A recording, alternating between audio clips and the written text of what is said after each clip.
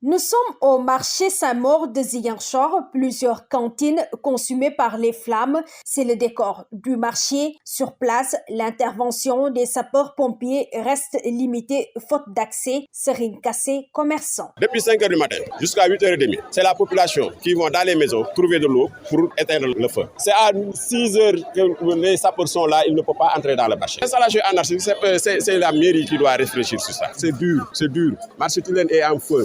Il y a quelques années, il est en construction.